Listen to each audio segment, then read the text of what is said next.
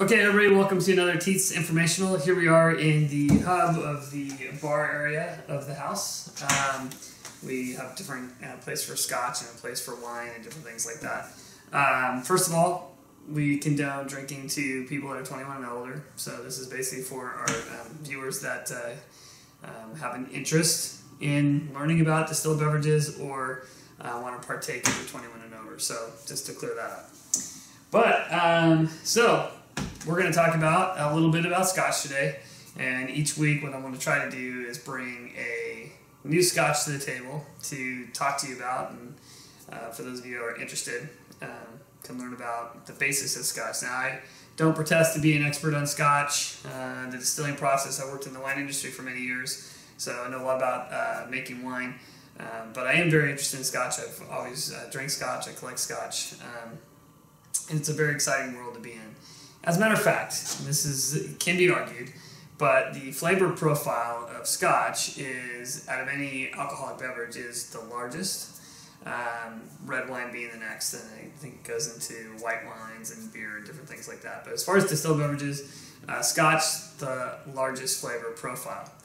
Now, whether or not those flavors appeal to you or not, whether or not you like a real iodine-y, smoky, peaty Scotch that smells like ashtray water, if you're never come in contact with it before, that's probably what I wouldn't recommend to the first-time Scotch drinker. But if you are someone who gets involved in Scotch or knows Scotch, you can know that the light at the end of the tunnel is the beauty of the peaty Scotch. But today I've got a few things here, mostly single malts. I did put one blend on here because I want to kind of show a little comparison, if you will. Today we're going to talk to people that maybe have drank a little bit of Scotch, and maybe a beginner to intermediate Scotch drinker, and then we'll go back, we'll do some of these episodes probably on really light Scotches, what Scotch you're going to try for the first time, and a lot of it depends on what you're used to drinking. Are you a gin and tonic person, are you a wine person, are you a beer person, what do you like to eat? Well, there's a lot involved in Scotch, but as it gets more and more and more popular, it's probably good to get into the world and understand it a little bit. So that's what we're going to do today. So let's move right into it. Okay, so Scotch, let's just give you a quick rundown. So Scotch obviously has to be made in Scotland. So it has Scotch on there, it has to be distilled in Scotland. And based on where it is, whether it's in the Highland, the Lowlands, on the Isle, on the Speyside, all the different Jura, all the different islands and locations, what develops its character is the water that's used, the climate, the geology, how close it is to the ocean, the different seaweeds, the peat, the bogs, where the peat moss comes from. So there's all these different elements, the type of barley that's used, the maturation process, the type of, originally they're going into oak casks, being aged in oak casks, some are now aged in oak casks, or finished in sherry casks, port wine casks, a lot of different things that they're doing to create these unique single malts that many people covet. Some people are purists and they don't want any of that. They want, 15 years, 12 years, same casks, same barrels, don't mess with my whiskey. So there's a lot of diversity out there, so you gotta really think about it and decide what you're gonna like. No, that was a little slip. I have not been drinking Scotch before I did this video. Anyway, the biggest interesting thing is kind of understanding, hey, what do I like and what do I want to drink, and how do I drink it? Am I drinking it straight up? Do I put it on the rocks? Purists are going to say a drop of water and that's it, leave it alone. A lot of new Scotch drinkers like to throw rocks in there and drink it slowly, taste the difference, and how the water affects the dynamics of the experience that you're going through when you're drinking a Scotch. One thing, and since this is the first thing, I'll tell you a little bit about my progression into drinking Scotch. So as a young sap who didn't know much, I thought I was cool as a young looking guy. I thought it was cool to go in the bars, and since I didn't want to feel young, I started ordering gin and tonics and things like that, in lieu of the vodka Collins or beer or whatever to be cooler. Eventually, so I went through kind of a gin phase and a vodka phase, a little bit of a rum phase, and then kind of got into the tequila phase and did that for a while. And I remember I was up in Sacramento, California. I was visiting an old high school friend, and he had recommended, to try some Irish whiskey, some Jameson. So we did this Jameson ale, and then kind of went into like an Irish whiskey phase and a Canadian whiskey phase, and then some bourbon phases. And it's kind of like Scotch is the last frontier. You go through all these things and then you get to Scotch. And it's probably a good thing that Scotch is the end of the frontier, because once you get to Scotch, normally it's hard to go back to anything else. I mean, don't get me wrong, I still like a bourbon here, this and that, but you get into Scotch, the complexity gets so exciting, and the sweetness goes down and the flavors come up. So that's really kind of the progression. I don't know where you're at, but hopefully we can find an easy way into Scotch.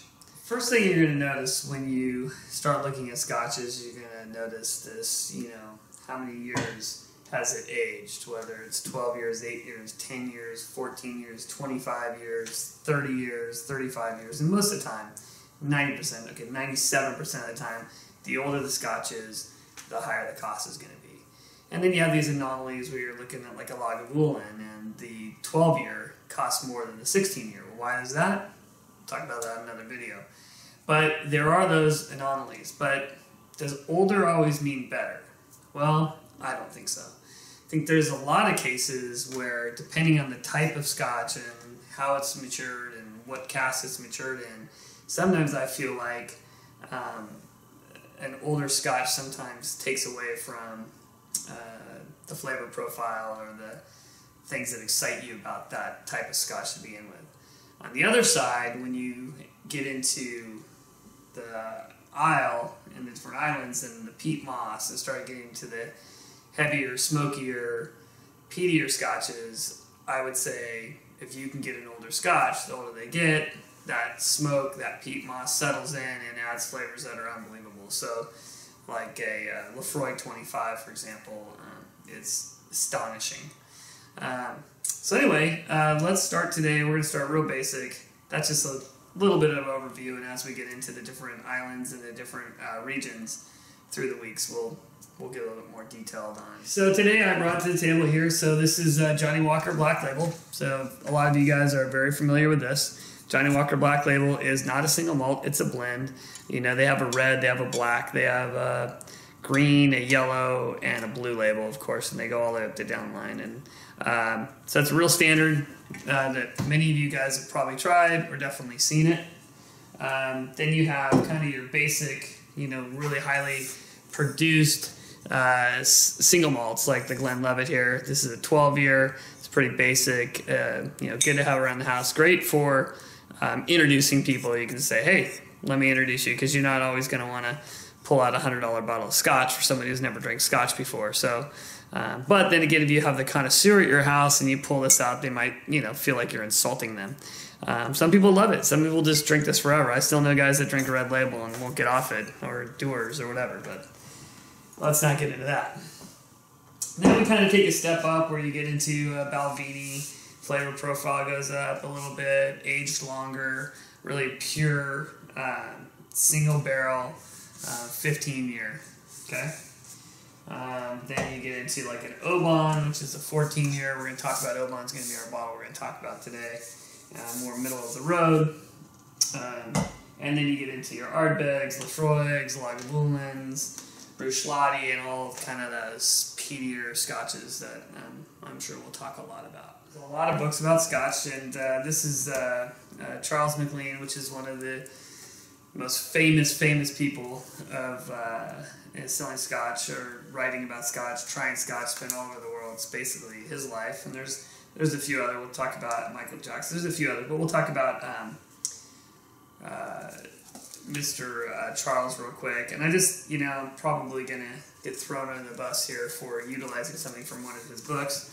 But this is very interesting. So this is just a basic flavor profile that he talks about in Scotch, which is really interesting. You have your delicate, your light, your smoky, peaty, and your rich flavors that go through, and it kind of sticks with the unique Scotch regions, where you get into here, you get into Isle, you get into the Highlands, you get into the lowlands. So we can talk a lot about that. But what's very interesting, if you look at this dot right in the middle, I don't know if you can see that, right in the very middle. Anyway, it is Oban. A little bit up and smoky, but pretty close to the middle. So for me, I think it's a really good bottle to start to talk about. Now, Oban is maybe not the first Scotch I would bring to the table for someone who hasn't had Scotch before, but it definitely wouldn't be afraid to do it. It's actually becoming a little bit more popular over the last 4 or 5 years. I really thought I was cool when I named my cat Oban, aka Obi-Wan Kenobi. But I named him Oban because I wanted to name one of my cats after a Scotch. And I ended up naming him Oban, which, you know, stands for Little Bay of Caves, which is very cool. But, you know, hindsight, as Oban gets more and more popular, maybe something I wouldn't have done. But in this case, I did, and Oban is a really amazing, it's aged 14 years, and it's really an amazing Scotch. Okay, so Oban being in the West Highlands, it kind of gives you a mixture of the islands, really the distilleries that are close to the ocean, and the Highlands. It kind of gives you a mixture of those complexities. It was founded by John and Hugh Stevenson in 1794, the distillery. The town kind of grew up around it. I'm reading a little bit from the back here, hope you don't mind. It's a real rich tasting West Highland malt. Few malts were ever made in the Western Highlands, and only 2 now remain. Oban, like its home, remains their capital.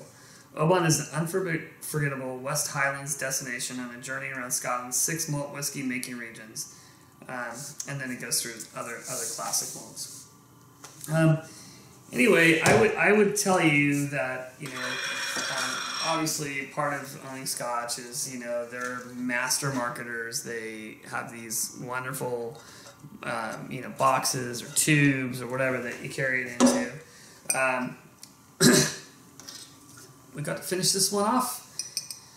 One good thing about bottles of Scotch is you can actually, unlike opening a $100, $150 bottle of wine that everybody drinks and it goes really fast and you can't really save it, Scotch you can save, but once you get down to, I'd say, about halfway, or maybe a little bit less than halfway, you know, then, you know, the oxygen that's in there can start to take away from the complexity and the flavor of the Scotch. So a lot of people will tell you, you know, once you get down to here, go ahead and finish that bottle up.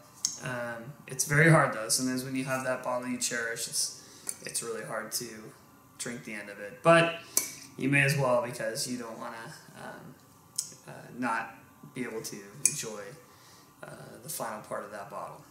Okay, so let's take a look at what we got. Just pop this guy open. You know, the nose is always going to be, well, the color is kind of a golden brown, sort of pretty golden brown. It's got a sweet nose to it. It's got a little bit of ginger going on. Apricots, fruits, kind of a little sweet, spicy sort of nose. With a little hint, I can smell little hints of peat in there. They have, you know, in the later years of producing Oban, they've added a little bit of a peat in there. I would say that without drinking any of it right now, you're going to get kind of a rich, sort of sweeter, slightly oaky, not overly oaky. They do make a distiller's edition, which is very, very oaky if you like that. But a nice, light, bright, not too strong, very, very smooth, with a little bit of seawater, sea finish. But I would say primarily I get a lot more of this sweet and spice and kind of full-bodied, rounded Scotch. I personally would drink a bottle of Oban. It's aged 14 years. You could throw, you know, a cube of ice in there, a couple drops of water if you're a purist. But I would say no shame, and again, the whiskey purists out there will probably throw something at their computer screen right now, but I would definitely say that if you want, throw some cubes in a cup, give yourself a couple ounces and enjoy it. You know, take a couple sips early so you get, you know, the full body taste, and then, you know, let it coast through the ice. You know, drink it, take your time with it.